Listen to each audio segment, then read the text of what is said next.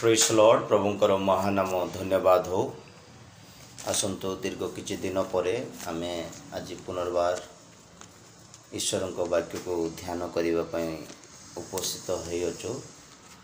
आज अल्प समय आमे ईश्वर वाक्य किछि आत्मिक विषय को जानिबा पई चेष्टा करिबा।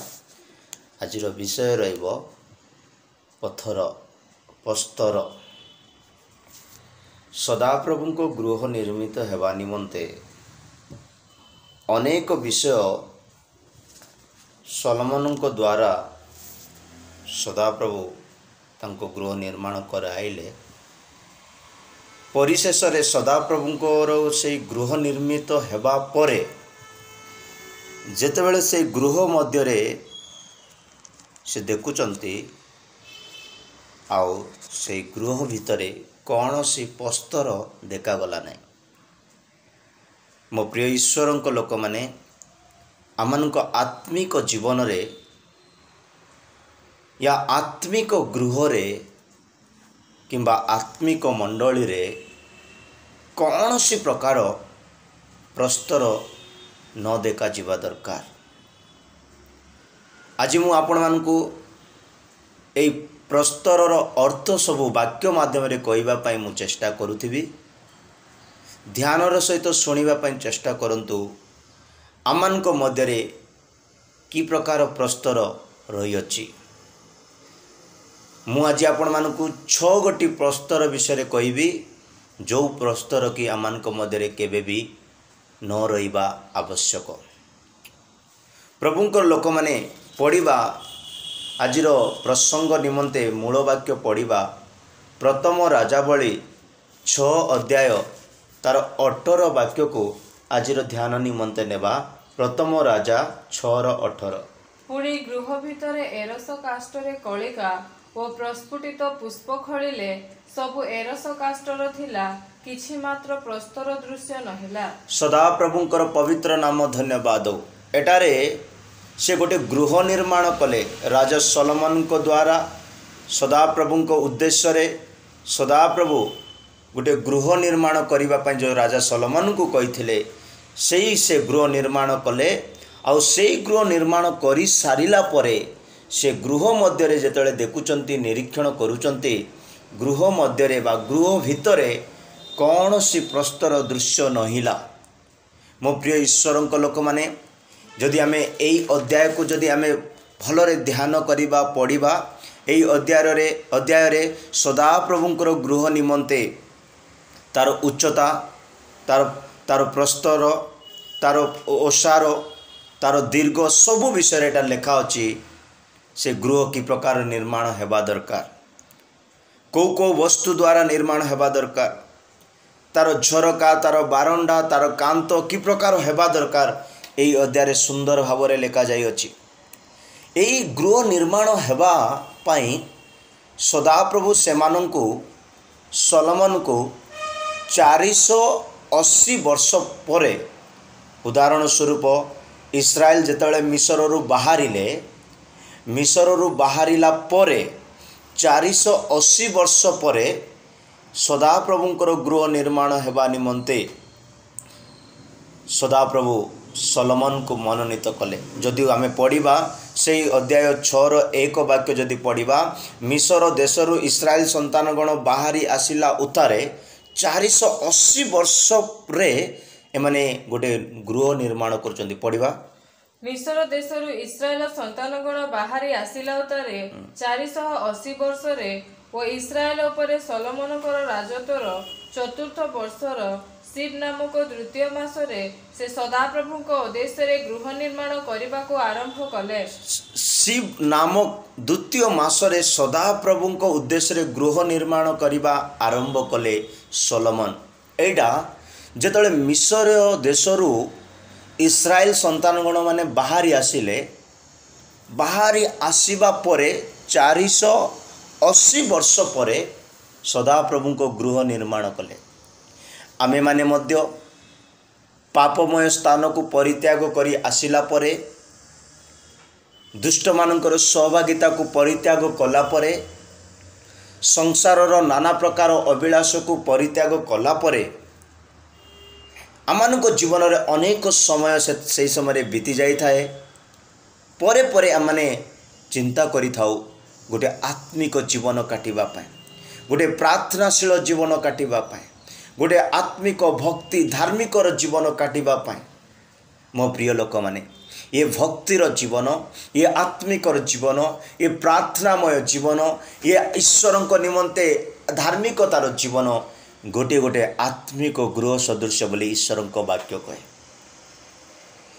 से जो गृह निर्माण होउछि से गृह मध्य परिशेष कौन सी प्रस्तर पाइले नहीं आमर जीवन रे आपण किंबा मु आमने ईश्वरंकर मंदिर अटू सदाप्रभुंकर गृह अटू आम मान मध्य कौन सी प्रस्तर देखा जिबा कथा नुह से माने जो निर्माण कले 7 वाक्य लेखा अछि प्रथम राजा 6:7 वाक्य लेखा अछि से गृह निर्मित हेबा समय ता प्रस्तर खणी प्रस्तुत प्रस्तर गड़ा गलानी एणु से गृह निर्मित हेबा समय जाक तई मध्य हातुड़ी किंबा बटाली कौन सी लहर शब्द शुणा गला नहीं माने से कौन सी प्रस्तर को से खंड करूनांती कौन सी प्रस्तर रो अनिष्ट करूनांती से जहाँ किछि निर्माण करूचंती बड़ बुद्धिमान सहित कौन सी शब्द देखा जाऊ नहीं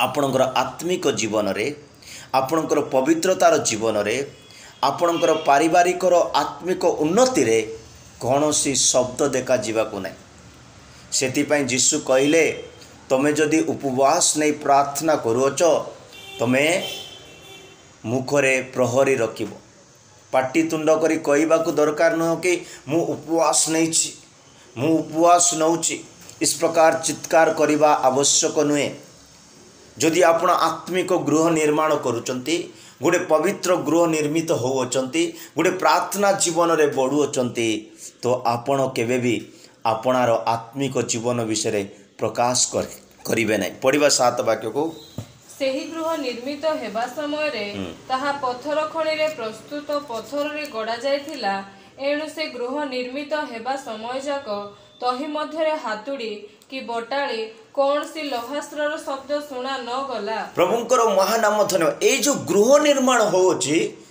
एति विशाल बड़ सदा प्रभुंकर गृह निर्माण होउची काम जगार निश्चित शब्द हेबो किंतु सेही गृह निर्मित हेबा समय शब्द जगह देखा जाऊ ना शब्द शुणा जाऊ ना एतिर आमे कौन शिखि पारुचु जो आत्मिक लोक माने से माने गुप्त रहिबा पई भल पाती से माने शब्दर सहित बंचिबा पई भल पाती ना एते विशाल बड़ गृह निर्मित होउची किंतु एठारे कौन सी शब्द हातुड़ीर शब्द किंबा लोहार शब्द कौन से एक शब्द शुभा जाऊ ना माने आमनकर आत्मिक जीवन रे आमे केमिति प्रार्थना करूचु आमे केमिति जीवन काटुचु आमे केमिति दान दशमांश दौचु आमनकर चरित्र आमनकर स्वभाव आमनकर धार्मिकता आमनकर पवित्रता ता शब्द आकार रे कौन सी जगार प्रकाशित न हो आपण किंबा मु ईश्वरंक मंदिर अटु मो प्रिय लोक माने प्रथम कोरिन्थियो 3:16 पढ़िबा दरकार नो समस्त आमे जानियोचु प्रथम कोरिन्थियो 3:16 लेखा अछि कोन तुमे जानु न आमे माने ईश्वरंक मंदिर अटु आपण आ मु ईश्वरक मंदिर अटु एई मंदिर रे सदा प्रभु वास करिवे ईश्वरंक गृह कहले पवित्रता को बुझाए ईश्वरंक गृह संपूर्ण भाग पवित्र अटे बोली जी जिकल 43:12 वाक्य लेखा अच्छी जी जिकल 43:12 रे लेखा अच्छी सदा प्रभुंकर गृह संपूर्ण गृह पवित्र अटे इवेन दो तार प्राचीर तार संपूर्ण भाग पवित्र अटे बोली ईश्वर वाक्य कह जाए गृहर व्यवस्था एही पर्वत श्रृंगर उपरिस्थ चतुर्दिगर समुदाय सीमा महापवित्र हेबो देख एहा ही गृहर व्यवस्था एहा ही गृहर व्यवस्था गृहर संपूर्ण भाग कौन हेबो पवित्र हेबो मो प्रिय ईश्वर लोक माने आपणकर आत्मिक जीवन संपूर्ण पवित्र हेबा अछि मोर आत्मिक जीवन संपूर्ण पवित्र होबार अछि प्रथम विषय जानिबा दरकार जे जदि आमे सदाप्रभुंक निमंते एक आत्मिक गृह निर्माण करूछु माने से भितरे कौनसी प्रस्तर पाइबाकू नुह ମୁଁ ପ୍ରସ୍ତରର ଅର୍ଥ 6 ଗୋଟି ଅର୍ଥ ଆପଣମାନଙ୍କୁ ଦେବା ପାଇଁ ଯାଉଅଛି। ଯେଉଁ 6 ଗୋଟି ପ୍ରସ୍ତର ଯାହାଙ୍କ ଗୃହରେ ଥିବ, ଯାହାଙ୍କ ଜୀବନରେ ଥିବ, ଯାହାଙ୍କର ଆତ୍ମିକରେ ଦେଖାଯିବ, ସେ କେବେ ବି ଉତ୍ତମ ଗୃହ ହେଇପାରିବ ନାହିଁ। ସେ ସଦାପ୍ରଭୁଙ୍କ ନିମନ୍ତେ ଗୋଟେ ଉତ୍ତମ ମନ୍ଦିର କିମ୍ବା ଉତ୍ତମ ଈଶ୍ୱରଙ୍କର ଭବନ ବା ଈଶ୍ୱରଙ୍କ ଗୃହ ହେଇପାରିବ ନାହିଁ। ମୋ ପ୍ରିୟ ଲୋକମାନେ, ସେଇ ଉତ୍ତମ ଗୃହ ହେବା ପାଇଁ ହେଲେ, ଆମମାନଙ୍କର ଠାରେ ପବିତ୍ର ଗୃହ ନିର୍ମିତ ହେବା ପାଇଁ ହେଲେ, ସଦାପ୍ରଭୁଙ୍କର ଏହି ପର୍ବତ ଶୃଙ୍ଗର ଉପରିସ୍ଥ ଚତୁର୍ଦିଗର ସମୁଦାୟ ସୀମା ମହାପବିତ୍ର ହେବ। ଦେଖ, ଏହା ହିଁ ଗୃହର ବ୍ୟବସ୍ଥା ଅଟେ। ପ୍ରଭୁଙ୍କର ମହାନାମ ଧନ୍ୟବାଦ। ମୋ ପ୍ରିୟ ଈଶ୍ୱରଙ୍କ ଲୋକମାନେ, ଆମମାନେ ସଦାପ୍ରଭୁଙ୍କର ପବିତ୍ର ଗୃହ ହିଁ ନିର୍ମିତ ହେବା ଦରକାର। ଆମେ କହି ହେବାକୁ ନୁହଁ, ଦେଖେଇ ହେବାକୁ ନୁହଁ, ପ୍ରସାରିତ ହେବାକୁ ନୁହଁ। ଆପଣଙ୍କ ଠାରେ ବାସ୍ତବିକତା ପବିତ୍ରତା ରହିବ, ସତ୍ୟତା ରହିବ, ଧାର୍ମିକତା ରହିବ, ପ୍ରାର୍ଥନା ଜୀବନ ରହିବ। ଆପଣ ବାବିଲନ ଭଳିଆ ଜାଗାରେ ମଧ୍ୟ ଚମକିବେ। ଆପଣ ଯଦି ବାସ୍ତବିକ ପ୍ରାର୍ଥନା ଜୀବନ ରହିବ, ବିଶ୍ୱାସରେ ପରିପୂର୍ଣ୍ଣ ଜୀବନ ରହିବ, ଆପଣ ଅଗ୍ନି ମଧ୍ୟରେ ମଧ୍ୟ ନଷ୍ଟ ହେବେ ନାହିଁ। ପ୍ରଭୁଙ୍କର ମହାନାମ ଧନ୍ୟବାଦ। ସେଥିପାଇଁ ମୋ ପ୍ରିୟ ଲୋକମାନେ, ଆମମାନେ ଗୋଟେ ପବିତ୍ର ଗୃହ ହିଁ ନିର୍ମାଣ ହେବା ଦରକାର। ସଲୋମନ ଯେତେବେଳେ ଗୃହ ନିର୍ମିତ କରୁଛନ୍ତି, ଗୃହ ନିର୍ମିତ ହେବା ସମ୍ପୂର୍ଣ୍ଣ ଗୃହ କାର୍ଯ୍ୟ ସମାପ୍ତ ହେଲା ପରେ ସେ ମଧ୍ୟ କୋଠରୀ ମଧ୍ୟକୁ ଯାଇ ଦେଖୁଛନ୍ତି, ସେଠାରେ କୌଣସି ପ୍ରସ୍ତର ଦେଖାଗଲା ନାହିଁ। ସେଠି ଅନେକ ବିଷୟ ଦେଖାଗଲା, କିନ୍ତୁ ପ୍ରସ୍ତର ଦେଖାଗଲା ନାହିଁ। ଏରସ ବୃକ୍ଷ ଦେଖାଗଲା, ଦେବଦାରୁ ବୃକ୍ଷର ସୁନ୍ଦରତା ଦେଖାଗଲା, ଅନେକ ବିଷୟ ଦେଖାଗଲା, କିନ୍ତୁ ସେଠାରେ ପ୍ରସ୍ତର ଦେଖାଗଲା ନାହିଁ। ଆମମାନଙ୍କ ଜୀବନରେ ଅନେକ ଉନ୍ନତି ବିଷୟ ଦେଖାଯାଉ, ସୁନ୍ଦର ସ୍ୱଭାବ ଦେଖାଯାଉ, ଆତ୍ମିକତା, ପବିତ୍ରତା ଆଉ ସ୍ୱର୍ଗୀୟ ଜ୍ଞାନ ବରଦାନ ଦେଖାଯାଉ, କିନ୍ତୁ ପ୍ରସ୍ତର ନ ଦେଖାଯାଉ। ଏବ୍ରି 3:6 ବାକ୍ୟରେ ଲେଖା ଅଛି, ଆମମାନେ ଗୋଟେ ଆତ୍ମିକ ଗୃହ ହୋଇ ପ୍ରଭୁଙ୍କ ଗୃହରେ ଦେଖାଯାଉଛୁ, ଆଉ ସେଇ ଗୃହ ହେଲା ଆପଣ ଆଉ ମୁଁ ବୋଲି ଈଶ୍ୱରଙ୍କ ବାକ୍ୟ କହେ। କିନ୍ତୁ ଖ୍ରୀଷ୍ଟ ତାହାଙ୍କ ଗୃହ ଉପରେ ପୁତ୍ର ସ୍ୱରୂପ ବିଶ୍ୱସ୍ତ ଅଟନ୍ତି। ଖ୍ରୀଷ୍ଟ ତାହାଙ୍କ ଗୃହରେ ପୁତ୍ର ସ୍ୱରୂପ ବିଶ୍ୱସ୍ତ ଅଟନ୍ତି। ଯଦି ଆମ୍ଭେମାନେ ଆମ୍ଭମାନଙ୍କ ସାହସ ପୁଣି ଦର୍ପର କାରଣ ଯେ ଆମ୍ଭମାନଙ୍କ ଭରସା ତାହା ଦୃଢ଼ ଭାବରେ ଶେଷ ପର୍ଯ୍ୟନ୍ତ ଧରି ରଖୁ, ତାହେଲେ ଆମ୍ଭେମାନେ ତ ତାହାଙ୍କ ଗୃହ ସ୍ୱରୂପ। ଆମ୍ଭେମାନେ ତାହାଙ୍କର ଗୃହ ସ୍ୱରୂପ, ଖ୍ରୀଷ୍ଟଙ୍କର ଗୃହ ସ୍ୱରୂପ ଆମ୍ଭେମାନେ। ଯଦି ଖ୍ରୀଷ୍ଟଙ୍କର ଗୃହ ସ୍ୱରୂପ ଆମ୍ଭେମାନେ, ତ ଆମମାନଙ୍କ ମଧ୍ୟରେ କଠିନତା ନ ରହିବା ଦରକାର, ଆମମାନଙ୍କ ମଧ୍ୟରେ ଈର୍ଷା ନ ରହିବା ଦରକାର, ଆମମାନଙ୍କ ମଧ୍ୟରେ କୌଣସି ପ୍ରକାର ସାଂସାରିକ ବିଚାର ନ ରହିବା ଦରକାର। କାରଣ ଖ୍ରୀଷ୍ଟ ସ୍ୱୟଂ ପବିତ୍ର ଅଟନ୍ତି, ଖ୍ରୀଷ୍ଟ ଧାର୍ମିକ ଅଟନ୍ତି, ଖ୍ରୀଷ୍ଟ ସ୍ନେହକାରୀ ଅଟନ୍ତି, ଖ୍ରୀଷ୍ଟ ପ୍ରେମକାରୀ ଅଟନ୍ତି, ଖ୍ରୀଷ୍ଟ କ୍ଷମାକାରୀ ଅଟନ୍ତି, ଖ୍ରୀଷ୍ଟ ଦୟାଳୁ ଅଟନ୍ତି। ସେହି ପ୍ରକାର ପ୍ରଭୁ ଆପଣଙ୍କ ଗୃହରେ ବାସ କରିବା ପାଇଁ ଚାହୁଁଛନ୍ତି, ସେହି ପ୍ରକାର ପ୍ରଭୁ ଆପଣଙ୍କ ଜୀବନରେ ରହିବା ପାଇଁ ଚାହୁଁଛନ୍ତି। ତ ଆପଣ ସେ ଖ୍ରୀଷ୍ଟଙ୍କ ପାଇଁ ଗୋଟେ ଗୃହ, ମୁଁ ଖ୍ରୀଷ୍ଟଙ୍କ ପାଇଁ ଗୃହ। ଦ୍ୱିତୀୟ ପିତର 2:5 ବାକ୍ୟରେ ଲେଖା ଅଛି, ଦ୍ୱିତୀୟ ପିତର 2:5 ବାକ୍ୟରେ ଲେଖା ଅଛି, ଏ ପ୍ରକାର ଏକ ଗୃହ ନିର୍ମାଣ କର, ସେହି ଗୃହର ନାମ ଆତ୍ମିକ ଗୃହ ବୋଲି ରଖ ବୋଲି ପିତର କହୁଛନ୍ତି। ସେ ପୁରାତନ ଜଗତକୁ ମଧ୍ୟ ଛାଡ଼ିଲେ ନାହିଁ, କିନ୍ତୁ କେବଳ ଧର୍ମ ପ୍ରଚାରକ ନୋହଙ୍କୁ ଅନ୍ୟ 7 ଜଣ ସହିତ ରକ୍ଷା କରି ଧର୍ମଭ୍ରଷ୍ଟ ଜଗତରେ ଜଳପ୍ଲାବନ ଘଟାଇଲେ। ଦ୍ୱିତୀୟ ପିତର 2:5। ପ୍ରଭୁଙ୍କର ମହାନାମ ଧନ୍ୟବାଦ ହଉ। ପ୍ରଥମ ପିତର 2:5। ପ୍ରଥମ ପିତର 2:5। ତାହାଙ୍କ ନିକଟକୁ ଆସି ତୁମ୍ଭେମାନେ ମଧ୍ୟ ଯୀଶୁଖ୍ରୀଷ୍ଟଙ୍କ ଦ୍ୱାରା ଈଶ୍ୱରଙ୍କ ନିକଟରେ ସୁଗ୍ରାହ୍ୟ ଆତ୍ମିକ ବଳି ଉତ୍ସର୍ଗ କରିବା ନିମନ୍ତେ ପବିତ୍ର ଯାଜକ ବର୍ଗ ହେବା ପାଇଁ ଜୀବନ୍ତ ପ୍ରସ୍ତର ସ୍ୱରୂପ ହୋଇ ଗୋଟିଏ ପାରମାର୍ଥିକ ଗୃହ ରୂପରେ ନିର୍ମିତ ହୁଅ। ଗୋଟେ ପାରମାର୍ଥିକ ଗୃହ ରୂପରେ ନିର୍ମିତ ହେବା ଦରକାର। ପାରମାର୍ଥିକ ଗୃହ କହିଲେ ଆତ୍ମିକ ଗୃହକୁ ବୁଝାଇବ। ଆମେମାନେ ସଦାପ୍ରଭୁଙ୍କ ନିମନ୍ତେ ଗୋଟେ ଆତ୍ମିକ ଗୃହ ହେଇ ନିର୍ମିତ ହେବା ଦରକାର। ସେ ଜୀବନ୍ତ ପ୍ରସ୍ତର, ଏ ଜୀବନ୍ତ ପ୍ରସ୍ତର ପ୍ରଭୁ ଯୀଶୁଖ୍ରୀଷ୍ଟକୁ ବୁଝାଏ। এই প্রভু যীশু খ্ରୀଷ୍ଟଙ୍କର ଜୀବନ୍ତ ପ୍ରସ୍ତରରେ ଆମେମାନେ କ'ଣ ହେବା ଦରକାର? ସେଇ ପ୍ରସ୍ତର ମଧ୍ୟରେ ଜଡ଼ିତ ହୋଇକରି ଆମମାନେ ଗୋଟେ ଗୃହ ନିର୍ମିତ ହେବା ଦରକାର। ଉଦାହରଣ ସ୍ୱରୂପ ସିମୋନଙ୍କର ନାମ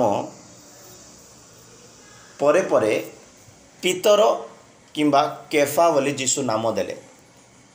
ଏ ଯେଉଁ ପିତରର ନାମ କିମ୍ବା କେଫାର ନାମ, ଏ କେଫା ଓ ପିତର ହେବା ପୂର୍ବରୁ ସିମୋନ ବୋଲି ନାଁ ଦିଆଯାଇଥିଲା। ସିମୋନ କହିଲେ ଅସ୍ଥିରତା, ସିମୋନ କହିଲେ ବାଲିକୁ ବୁଝାଇବ। ବାଲିକୁ ଦେଖନ୍ତୁ, ଗୋଟେ ଖାଲି ବାଲି କେବେ ସ୍ଥିର ରହିବ ନାହିଁ, ତାକୁ କେତେ ଉପରକୁ ରଖନ୍ତୁ ତଳକୁ ଖସିଯିବ। ସେ ଅସ୍ଥିର ରହିବ, ସେ ତଳକୁ ଖସିଯିବ। ବାଲିକୁ ଆପଣ ହାତରେ ବି ଦବେଇ ଦେଇପାରିବେ, ବାଲିକୁ କୌଣସି ଏକ ଜିନିଷରୁ ଉଠେଇ ପାରିବେ, ଅସ୍ଥିରତାର।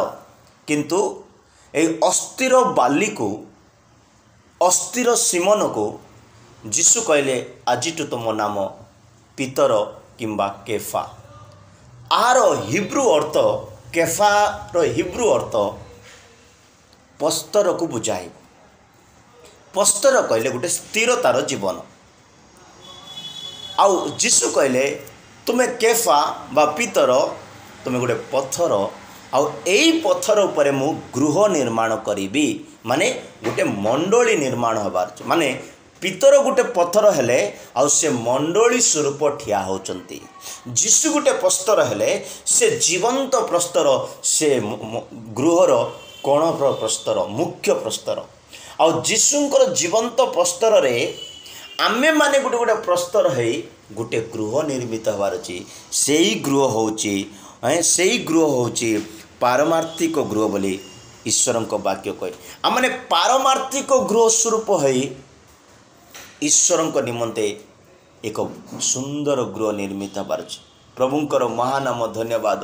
ସେଥିପାଇଁ ପ୍ରଥମ ପିତର 2:4 ବାକ୍ୟରେ ମଧ୍ୟ ଲେଖା ଅଛି, ଜୀବନ୍ତ ପ୍ରସ୍ତର ସ୍ୱରୂପ ଯେ ସେଇ ପ୍ରଭୁ, ସେ ମନୁଷ୍ୟମାନଙ୍କ ଦ୍ୱାରା ଅଗ୍ରାହ୍ୟ ହେଲେ ସତ, କିନ୍ତୁ ଈଶ୍ୱରଙ୍କ ନିକଟରେ ମନୋନୀତ ଓ ବହୁମୂଲ୍ୟ ଅଟନ୍ତି।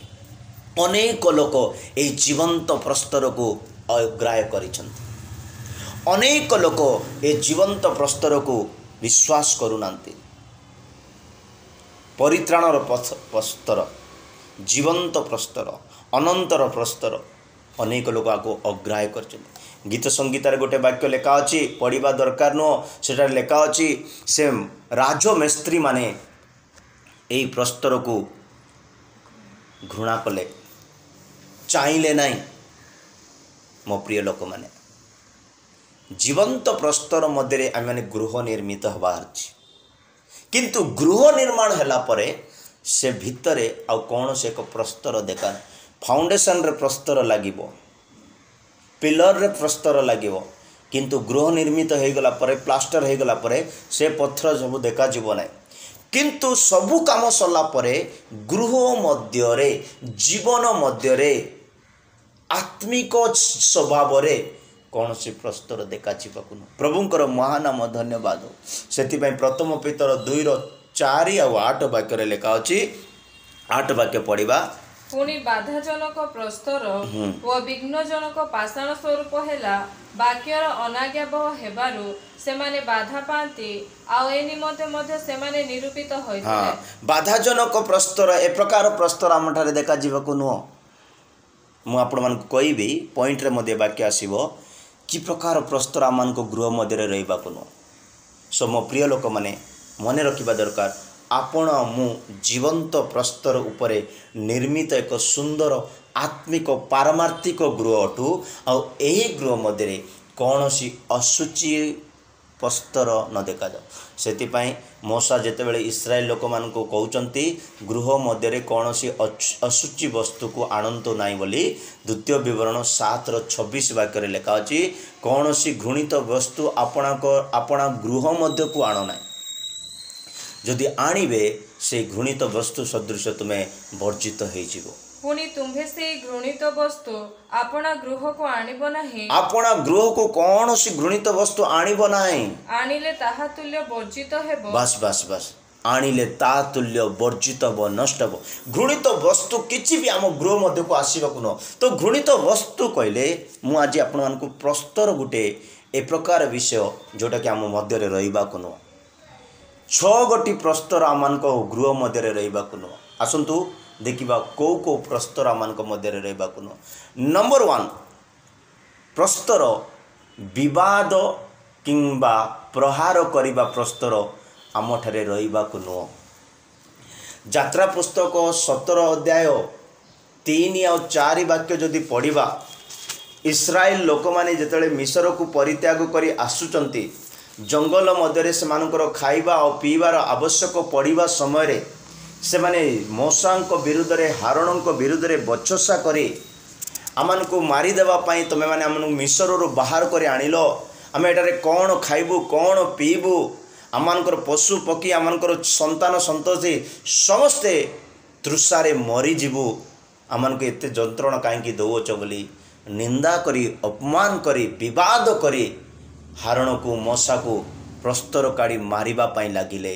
सेतेबेले लोकमाने सेही स्थान रे जलाभाव हेतु तृषाकूल होई मशा को विरुद्ध रे बचसा करी कहिले तुम्भे आम्भमानंकु व आम्भमानंको संतानमानंकु व पशुगणकु पिपासारे मारिबा निमंते मिस्र ठारु की हेतु आनिल।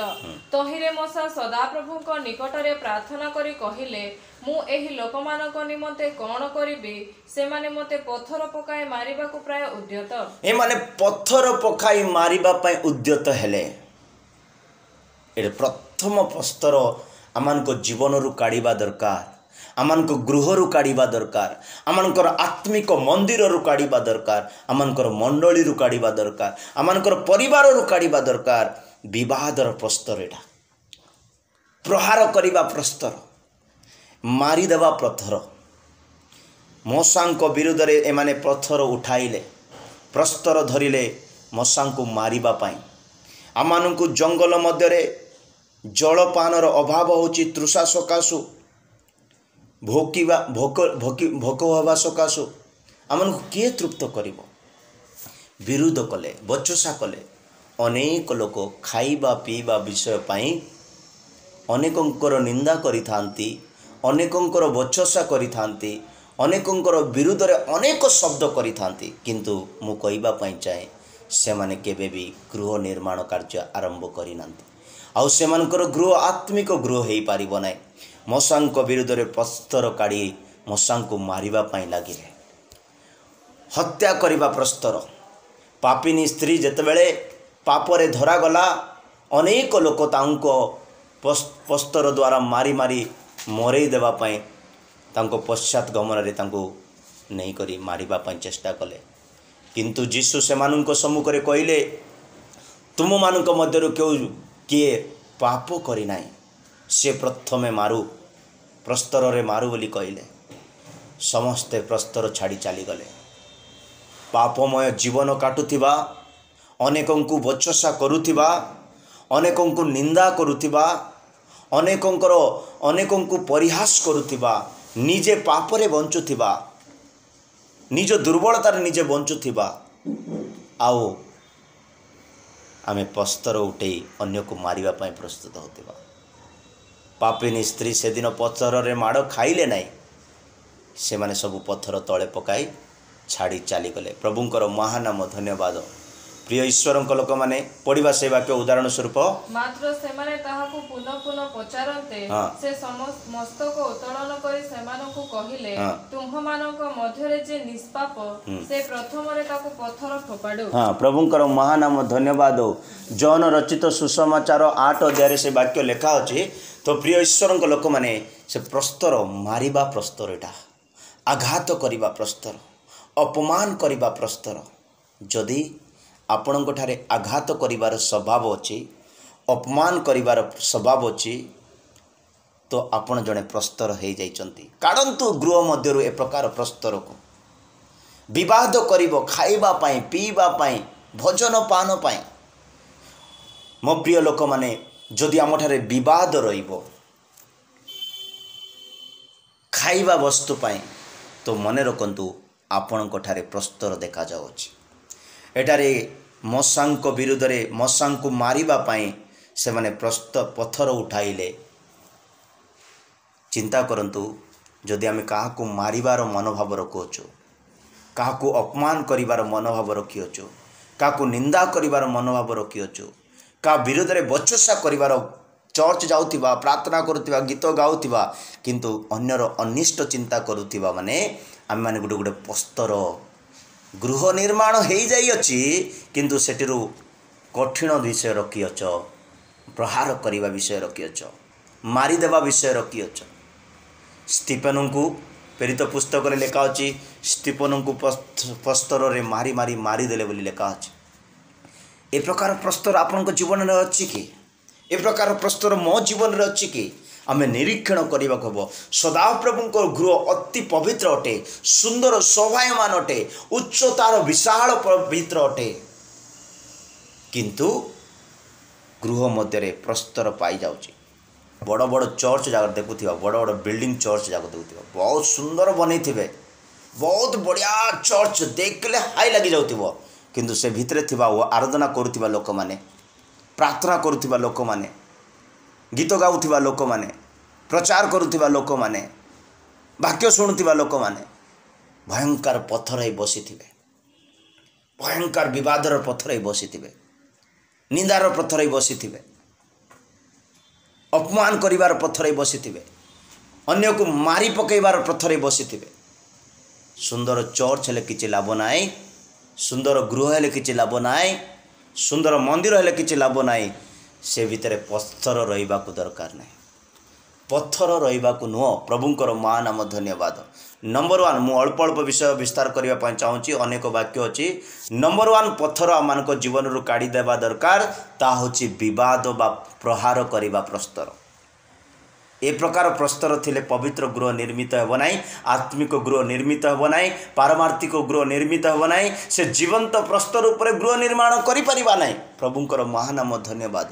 ପ୍ରଥମ ପ୍ରସ୍ତର ଆମେ କାଢ଼ିବା ଦରକାର, ତାହା ହେଉଛି ପ୍ରହାର କରିବା ବା ବଚସା କରିବା, ନିନ୍ଦା କରିବା ପ୍ରସ୍ତରକୁ କାଢ଼ିବା ଦରକାର।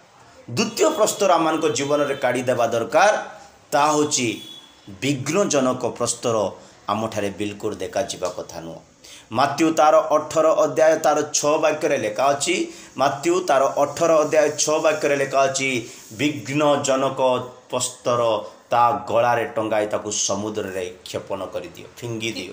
କିନ୍ତୁ ଯେ କେହି ମୋ ଠାରେ ବିଶ୍ୱାସ କରୁଥିବା ଏହି କ୍ଷୁଦ୍ରମାନଙ୍କ ମଧ୍ୟରୁ ଜଣକର ବିଘ୍ନର କାରଣ ହୁଏ, ତାହାକେ ବେକରେ ଗୋଟିଏ ବଡ଼ ଚକି ପଥର ଟଙ୍ଗାଯାଇ ତାହାକୁ ମହାସାଗରର ଅଗାଧ ଜଳରେ ବୁଡ଼ାଇ ଦିଆଯାଇଥିଲେ ତାହା ପକ୍ଷରେ ହିତକର ହୋଇଥାଏ। ବିଘ୍ନ ଦେବା ଲୋକମାନେ, ଅନ୍ୟକୁ କଷ୍ଟ ଦେବା ଲୋକମାନେ, ଅନ୍ୟକୁ ନିନ୍ଦା କରିବା ଲୋକମାନେ, ଅନ୍ୟକୁ ଧୋକା ଦେବା ଲୋକମାନେ ସମୁଦ୍ରରେ ଫିଙ୍ଗିଦେଲେ ସେମାନଙ୍କର ଭଲ ହେବ। ସେମାନଙ୍କୁ ସମୁଦ୍ରରେ ଫିଙ୍ଗିଦେଲେ, ଏ ସମୁଦ୍ର ବୋଲେ ଜଗତର ସମସ୍ତ ପାପରେ ସେମାନଙ୍କୁ ନଷ୍ଟ କରିବା ପାଇଁ ଛାଡ଼ିଦେଲେ ଭଲ ହେବ ବୋଲି କିଏ କହୁଛନ୍ତି। ଲେଖା ଅଛି, ଧୋକା ଦେବା ଲୋକମାନେ, ବିଘ୍ନ ଦେବା ଲୋକମାନେ, ସେମାନେ ଚକି ପଥରରେ ବାନ୍ଧି ଏମାନଙ୍କୁ ସମୁଦ୍ରରେ ଫିଙ୍ଗିଦେଲେ ଏମାନଙ୍କ ପକ୍ଷରେ ଭଲ ହେବ। ଅଗାଧ ଜଳରେ ବୁଡ଼ାଇ ଦିଆଯାଇଥିଲେ ତାହା ପକ୍ଷରେ ହିତଜନକ ହୋଇଥାନ୍ତା।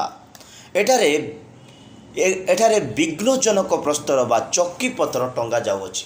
ଏ ଯେଉଁ ଚକି ପତ୍ର ବିଘ୍ନ ଦେବା ଲୋକମାନଙ୍କ ଉପରେ ରଖାଯିବ। ବିଘ୍ନ କହିଲେ ଅସତ୍ୟ କହିବା ଲୋକମାନେ, ମିଥ୍ୟାବାଦୀମାନେ, ଫାନ୍ଦ ସୃଷ୍ଟି କରିବା ଲୋକମାନେ, କଷ୍ଟ ଦେବା ଲୋକମାନେ, ଯନ୍ତ୍ରଣା ଦେବା ଲୋକମାନେ, ସତକୁ ସତ ନ କହିପାରିବା ଲୋକମାନେ, ଏ ପ୍ରକାର ଲୋକମାନେ ବିଘ୍ନ ଦେବେ। ଜିସାୟ 8:14 ବାକ୍ୟରେ ଲେଖା ଅଛି, ଜିସାୟ 8:14 ବାକ୍ୟରେ ଲେଖା ଅଛି, ସେମାନଙ୍କର ପ୍ରାସାଣ ବିଘ୍ନଜନକ ପ୍ରାସାଣ ହୋଇଯାଇଛନ୍ତି ସେମାନେ। ତହିଁରେ ସେ ପବିତ୍ର ଆଶ୍ରୟ ସ୍ୱରୂପ ହେବେ, ମାତ୍ର ଇସ୍ରାଏଲ ଉଭୟ ବଂଶ ପ୍ରତି ବିଘ୍ନଜନକ ପ୍ରସ୍ତର, ଇସ୍ରାଏଲ ଉଭୟ ପ୍ରତି ବିଘ୍ନଜନକ ପ୍ରସ୍ତର, ବାଧାଜନକ ପାଷାଣ, ବାଧାଜନକ ପ୍ରାସାଣ। जेरुसालेम निवासी मानक प्रति फास और फांद स्वरूप हेबे। ये जेरुसालेम निवासी मानक प्रति बोले स्वर्गवासी लोक मानक प्रति भल लोक मानक प्रति आत्मिक लोक मानक प्रति भल लोक मानक प्रति माने गोटे पाषाण बाधा जनक भल लोक मानक मध्य माने कौन करिवे बाधा सृष्टि करुथिबे कष्ट दौथिबे। माँ बापा प्रत्येक संतानर मंगल चाहती किंतु सेई संतान माने माँ बापा पाई विघ्नर कारण होइथांती बाधार कारण होइथांती कष्ट देवार कारण होइथांती। चिंता करंतु आपण कौन चक्की पथर रे टंगा जाई समुद्र रे फिंगा जाउथिबा विघ्न देवा लोक की बाधा देवा लोक की जदि आपण बाधा दौचंती अनेकों हृदय जंत्रणा दौचंती अनेकों मनरे कष्ट दौचंती आपण गोटे चक्की पथर बा विघ्न देवा पत्थर आपण गोटे बाधा देवा पत्थर। प्रभुंकर महानाम धन्यवाद। गृह मध्य कौन सी प्रस्तर देखा न जीवा दरकार। मो प्रिय ईश्वर लोक मैंने आम मध्य कौन सी एक बाधा किंबा विघ्न देवा प्रस्तर न देखा जीवा दरकार। से द्वितीय प्रथम पितर 2:8 रे लेखा अच्छी द्वितीय पितर 2:8 रे लेखा अच्छी से प्रस्तर बाधाजनक प्रस्तर बा विघ्नजनक प्रस्तर है परिवर्तित हो अनेकों पुणी बाधाजनक प्रस्तर ओ विघ्नजनक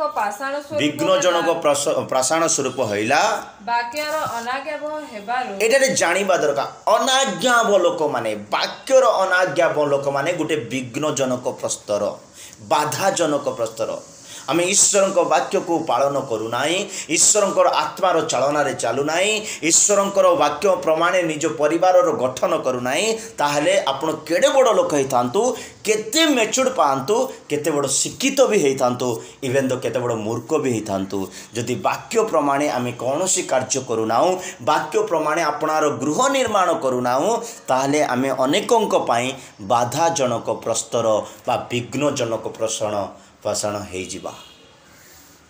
मो प्रिय लोक मैंने जदि आम अनेकों को बाधा दौचु विघ्न दौचु धोखा दौचु असत्यता कहचु वाक्यर आज्ञाकारी हो पारुना मन रखि था किए भी होता किए भी होता सी गोटे विघ्नजनक पाषाण ताकू चक्की रे बांधी समुद्र रे निक्षेप करा सेमिति हेले ता पाई भलो ए समुद्र कहले पाप को बुझाए अभिलाष को बुझाए दुष्टता को बुझाए। प्रकाशित वाक्य 17 अध्याय लेखा अच्छी प्रभुंकर महानाम धन्यवाद। से 2 नंबर जो प्रस्तर मु आपण मानकु कहूची बाधाजनक प्रस्तर विघ्नजनक प्रस्तर ए सुंदर गृह निर्मित मध्य न देखा दरकार। से गृह मध्य प्रस्तर पाइले नहीं प्रथम राजा आम पढ़लु जो 6:18 रे से गृह निर्मित हो सारा पर सेठारे प्रस्तर पाइले नहीं देखागला नहीं आम ठारे विघ्नर प्रस्तर देखा जावाक नुह मारी मारी मारिदेवा प्रस्तर देखा जावाक नुह निंदा करिवार प्रस्तर देखा जावाक नुह। प्रभुंकर महानाम धन्यवाद। 3 नंबर प्रस्तर कथा मु कहबा चाहे मूर्ख लोक माने गोटे पत्थर सदृश बोली वाक्य कहूँ। अज्ञानी लोक माने मूर्ख माने गोटे पत्थर सदृश बहुत बड़ मेसेज एटा मु आपण मानक खाली हिंट भाया कहूँ एटा तो बहुत बड़ विस्तार करि परिबा। प्रभुंकर महानाम धन्यवाद। हितोपदेश 27:3 वाक्य लेखा अच्छी हितोपदेश 27:3 लेखा अच्छी मूर्ख लोक माने पत्थर भली ओजन हेबे बोले कहछि। पत्थर भारी ओ बाली गुरु ओ बाली मध्य गुरु गुरु बोले भारी का हाँ बाली मध्य भारी मात्र अज्ञानर विरक्ति से दुईरु भारी ए दुईटारु अधिक भारी होची अज्ञान। मूर्ख लोक माने अज्ञानी फुलिशनेस मूर्खता बाली ठारू भी पत्थर ठारू भी अधिक भारी होची मूर्खता। केते कहले बुझबो नाय केते बुझेले सुनबो नाय केते कहले सुनबो नाय केते बुझेले बुझबो नाय। से प्रकार पिला किंबा से प्रकार पुरुष किंबा से प्रकार स्त्री से प्रकार युवती से प्रकार युवक जदि गृह रे मंडली रे थिबो समस्तक पई गोटे भारी हे जिवो से को आर कथा शुणव ना केते बुझेले बुझब ना कौन ये गोटे बाधाजनक ये गोटे बोझ स्वरूप हो जाते माँ बापा कहे ए पुओ मोर पाई गोटे बोझ आज्ञा ए झील मो पाई गोटे बोझ आज्ञा ए विश्वासी माने मो पाई बोझ अनेकंकर चिंताधारा एमती कारण मूर्ख लोक माने बोझ स्वरूप ए मूर्खर काम कौन जानी पाटी खोल मत आसी मार बोल मूर्ख लोक मैंने आसिक मत मार बोली कह पाटी खोलले पुणी मत मार बोली कह कौन लिखा अच्छी हितोपदेश 18:6 वाक्य बोधे लिखा अच्छी मूर्ख लोक डाक मत पाटी खोल माड़ मत मारी आस बोल मूर्खर अष्ट विवाद रे प्रवर्ते मूर्खर अष्ट पुणी सब बद करवा डिस्कसन करवा खाली चा पीवा जगार हो चर्च भितर हो बारंडार हो कोट हो खाली डिस्कसन ताको भल लगे कहीं से आत्मिक गृह ना से जीवंत प्रस्तर ना से ईश्वर प्रार्थना समय बितेब ना ईश्वर गृह रे ईश्वर माने से गोटे गृह ना से गोटे बंचुची खाली ये मूर्ख ही बंचुची मूर्खर मुख पुणी बद करने जन्मे पुणी ताहार मुख माड़ खाइबाकू डाके तार मुख माड़ खाइबाकू डाके मूर्ख लोकर मुख पाठी से खुले माड़ खा मत मार बोलवाटा कहब माड़ खाइबा कथा जार कहब अपमान हेबा कथा जार कहब निजको अपमान हेबा कथा जार कहब मूर्ख किसी प्रभाव पड़ब ना मो प्रिय लोक मैंने जदि आम मूर्खतार जीवन काटुअछु दुष्टतार जीवन काटुअछु तो मन रखु मूर्ख माने गोटे गोटे प्रस्तर स्वरूप यही प्रस्तर मूर्खता आत्मिक गृह रे न रहा दरकार मूर्खता पवित्र गृह रे न रहा दरकार केते लोक माने देखबा पाई सुंदर देखबा पाई हाटा खटा मोटा बढ़िया बढ़िया ड्रेस किंतु मूर्खता हृदय रे रखी थाए केते सुंदर पिंधले किछि लाभ ना केते सुंदर रहिले किछि लाभ ना मूर्खतार प्रस्तर को काढ़ा दरकार ओजन विषय को काढ़ा दरकार प्रभुंकर महानाम धन्यवाद मो प्रिय लोक मैंने जदि मूर्खता मोठारे अच्छी आम मानकर प्रस्तर आम मैंने गोटे गोटे प्रस्तर से गृह मध्य सदा प्रभु गृह मध्य कि आम जीवन में आम परिवार मध्य ये प्रस्तर थिले काढ़ा दरकार प्रभुंकर महानाम धन्यवाद एटा थिला 3 नंबर प्रस्तर 4 नंबर प्रस्तर विषय मु कहवाई चाहे जदि आम गर्व अहंकार अच्छी धन सकाशु सुंदरता सकाशु आदर सम्मान पाइबा सकाशु भल पोजिशन थिबा सकाशु जदि कौन से एक विषय गर्व अहंकार अच्छी आपण गोटे प्रस्तर बोली बाइबल कहे आयुब पुस्तक 6:12 वाक्य लेखा अच्छी आयुब 6:12 लेखा अच्छी जदि तुम ठारे गर्व अहंकार अच्छी ए प्रकार तुम गोटे गोटे प्रस्तर बलवान प्रस्तर मोहर बल कौन प्रस्तर मानकर बल मोर बल कौन प्रस्तर मानकर बल अबा मोहर मांस कौन पितल मोर मांस कौन पितल माने आयुब तो कहउचंती कौन मु मांस मोर मांस पितल परी कौन मोर बड़ प्रस्तर पर आइब निजक जानीगले मु प्रस्तर नुहे मु पितल नुहे मु कष्ट जानीपारि मत वेदना जानीपारि केते लोक को केते बुझेले कष्ट जना पड़ब ना वेदना जना पड़े से बल ही से प्रस्तर बल से गोटे एमती बल रखिंट एमती देह रखिंट एमती शरीर रखिंट पितल परी प्रस्तर पर भांगे ना माने टाण गर्वित लोक मैंने टाणुआ थे निज कतार एका रे कार कथा शुणवे ना मु कहवाटा चलब मु कहवाटा हेब मन रखि था आपण गोटे प्रस्तर घर मध्य पाँच मंदिर मध्य देखा जाउछि चर्च मध्य देखा जाउछंती निजर गर्व सकाशु निजर अहंकार सकाशु निजर शरीर सकाशु शरीर बल हो धनर बल हो कौन से प्रकार बल हो जदि से आप गर्व करुचंती आपण गोटे प्रस्तर समान गर्वित लोक माने गोटे प्रस्तर सदृश सदा प्रभु कहती बुद्धि रे बलवान बोली कहते आपण माने बलवान हुंतु बुद्धि रे बलवान हुंतु बुझीवा शक्ति रे बलवान हुंतु किंतु अनेक लोक माने बलिष्ठ माने निर्बल लोक मान को तुच्छ करेंगे धनी माने गरीब मानू तुच्छ करेंगे, सुंदर लोक माने असुंदर लोक मानू तुच्छ करेंगे। एटा गर्व, प्राइड ऑफ स्ट्रेंथ आपण को गृह रे किंबा मो गृह रे गर्व रूपी पस्तर को काढ़ा दरकार।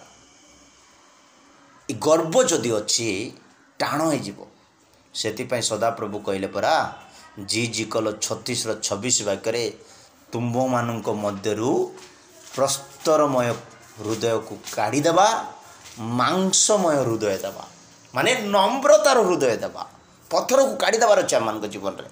आहुरी आम्भे तुम्भ मानक एक नूतन हृदय देबा ओ आम्भे तुम्भ मानक अंतर रे तुम मानक अंतर रे एक नूतन आत्मा स्थापन करिबा। आ आम्भे तुम्भ मानक मांस मध्यरु प्रस्तरमय हृदय काढ़ी नेबा। तुमनकर मांस रु प्रस्तर हृदय काढ़ी देबा, तुम मांस जो शरीर जो मांस थिबा सकाशु जो गर्व करूछ ना कि ए गर्वर पत्थर को काढ़ी देबा बोलचंती प्रभु। वो आम्भे तुम्भ मानक मांसमय हृदय देबा। एबे मांसमय हृदय बोले नम्रतार हृदय, बुझिबार हृदय देबा। प्रभुंकर महानाम धन्य। आम ठारे गर्वर प्रस्तर को कड़ा जीवा दरकार। ए गृह जदि अति पवित्र गृह है निर्माण होगापाई, अति जीवंत गृह निर्माण होगापाई, पार एक आत्मिक गृह निर्मित होगापाई, गोटे पवित्र धार्मिक स्वच्छ पवित्र गृह निर्मित होगापाई गर्वर प्रस्तर को काढ़ा दरकार। प्रभुंकर महानाम धन्यवाद। एटा थिला 4 नंबर प्रस्तर। 5 नंबर प्रस्तर है मात्यु रचित सुसमाचार 13 अध्याय तार 5 और 6 वाक्य जदि पढ़ा एटारे अस्थिरतार प्रस्तर विषय लिखा अच्छी। अस्थिरतार प्रस्तर कौन? वाक्य शुणिबे, वाक्य शुणिबा अनुसार जीवन काटिबे नहीं, से माने बुणा जाइथिबा पतुरिया भूमि रे पड़िथिबा बीज एमाने माटी न पाइबा सकाशु चेर माड़ती नहीं, एमाने स्थिर होती नहीं, एमाने छाड़ी छाड़ी जीवन को एणे तेणे अस्थिरतार रुहंती। एमाने अस्थिर प्रस्तर बोली मात्यु तार 13:5-6 वाक्य लिखा अछि। आउ केतेक अल्प माटी थिबा पथुरिया भूई रे पड़िला एवं बेसी माटी न थिबारु शीघ्र गजा हैला, किंतु सूर्य उठंते जली पड़ीगला ओ चेर न थिबारु सुखीगला। प्रभुंकर महानाम धन्यवाद। एठारे पत्थर उपरे पड़िला 5 और 6 मात्यु 13:6 वाक्य। किंतु सूर्य उठंते जली पड़ीगला ओ चेर न थिबारु सुखीगला। चेर न थिबारु सुखीगला। अनेक लोक माने वाक्य शुणुचंती, से माने केते लोक वाक्य शुणुचंती, से वाक्य अनुसार स्थिरता नाही, वाक्य अनुसार जीवन नाही, वाक्य अनुसार स्थापन ना। एमाने पत्थर उपरे पड़िथिबा बीज, पत्थर उपरे पड़िथिबा बीजर अर्थ कौन? मात्यु 13:20-21 वाक्य लिखा अछि। मात्यु 13:20-21 वाक्य लिखा अछि।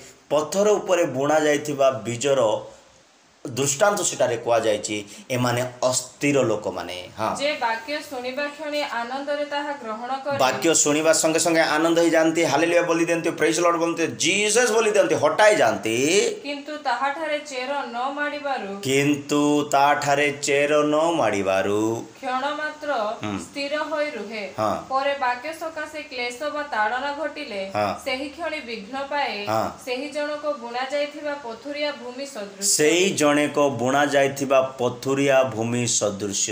चेर माडिबो नाही, से अस्थिर थिबो। 20 वाक्य लिखा अछि अस्थिरतार जीवन। स्थिर नाई, वाक्य रे स्थिर नाई, मंडली रे स्थिर नाई, सत्यतार स्थिर नाई, उपदेश रे स्थिर नाई, सेवक मान सहित स्थिर नाई, आत्मिकतार स्थिर नाई, प्रतिज्ञा रे स्थिर नाई।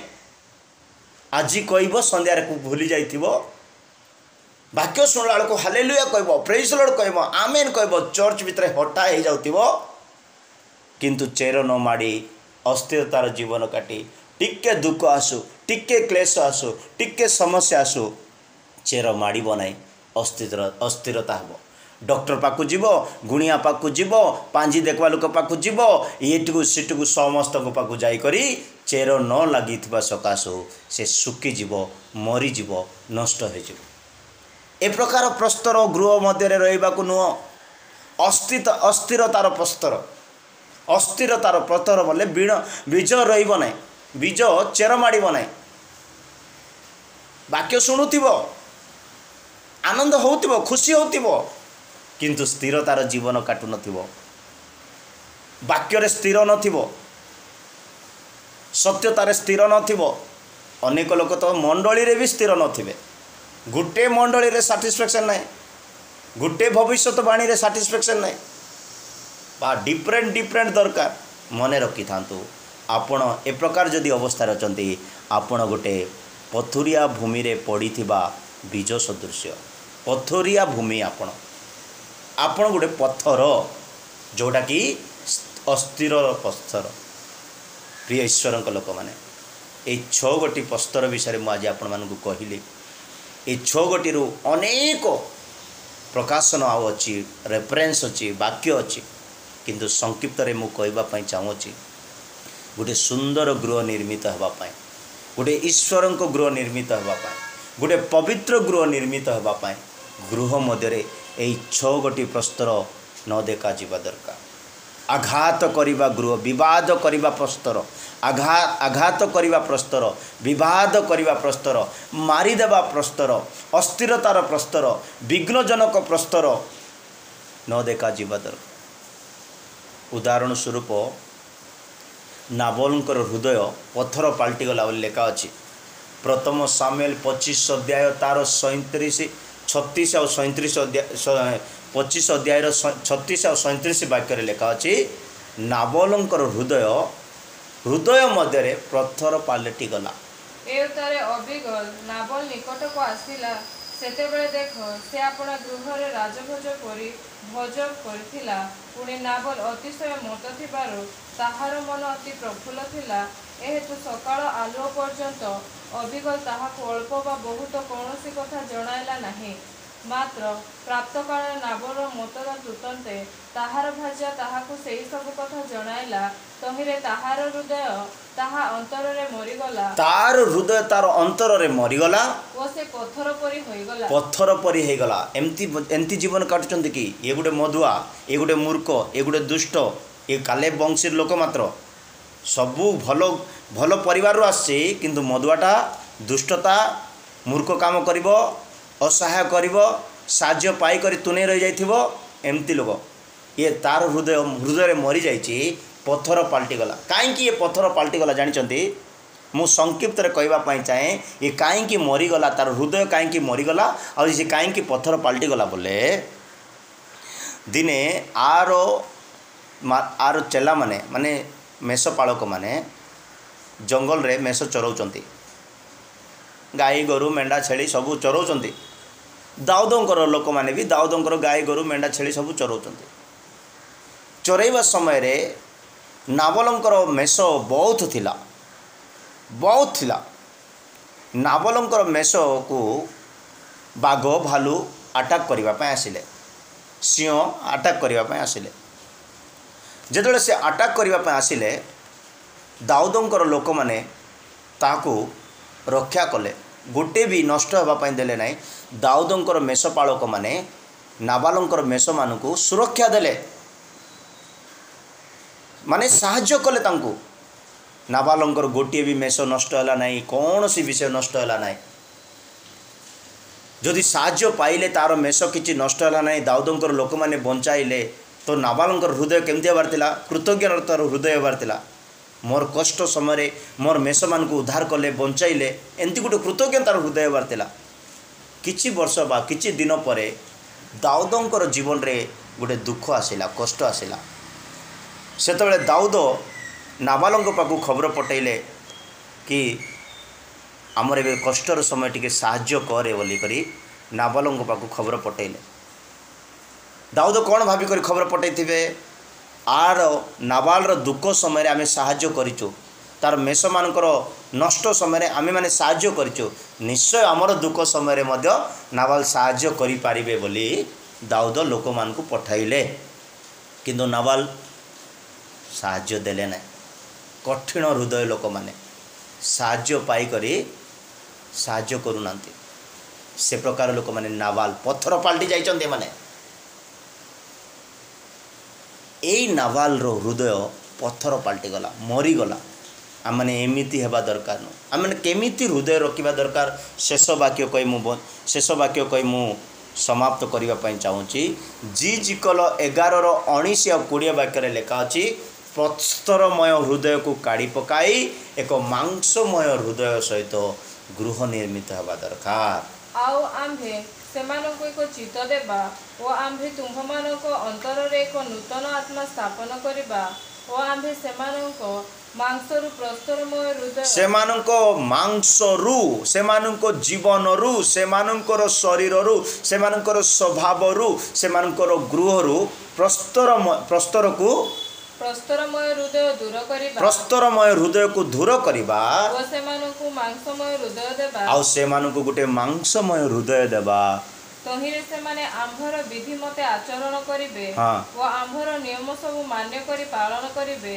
पुनि सेमाने आम्भर लोक हेबे सेमाने आम्भर लोक हेबे हमर विधि सब मान्य करिवे हमर सब नियम पालन करिवे ओ आम्भे सेमानंकर परमेश्वर हेबा आ आम्भे सेमानंकर परमेश्वर हेबा एमिति हृदय रखिबे तो आपण को गृह रे सदा प्रभु आसी वास करिवे मो प्रिय लोक माने सदा प्रभु को पाई गोटे गृह निर्माण करिबा आउ सेई गृह मध्यरु प्रस्तर सबको बाहर करदेबा प्रभुंकर महानाम धन्यवाद हो जेतेबेले ए सब प्रस्तर आमे बाहर करदेबा आउ एई गृह को सदा प्रभु आसी वास करिवे आउ आपणक संगे वास करिवे मो संगरे वास करिवे मु आपण मानकु 6 गोटी प्रस्तर को काढिबा पई कहली निरीक्षण करवा निज निज को निरीक्षण करवा आमे माने सदा प्रभुंकर गृह अटु एवरी 3:6 अनुसार आ प्रथम कोरिन्थियो 3:16 अनुसार आम माने सदा प्रभुंकर गृह अटु मंदिर अटु आ एई मंदिर रे जो मंदिर को सलोमन निर्माण कले से मंदिर मध्य कौनसी प्रकार से प्रस्तर पाइले नाही कठिन विषय पाइले नाही विवाद विषय पाइले नाही विघ्नतार विषय पाइले नाही मो प्रिय लोक माने आमे माने मध्य गोटे उत्तम गृह निर्माण करिबा आउ कौन सी प्रकार प्रस्तर से मध्य न देखा जाओ प्रभुंकर महानाम धन्यवाद यही वाक्य द्वारा प्रभु आम समस्त को आशीर्वाद करंतु praise Lord God bless you all of you.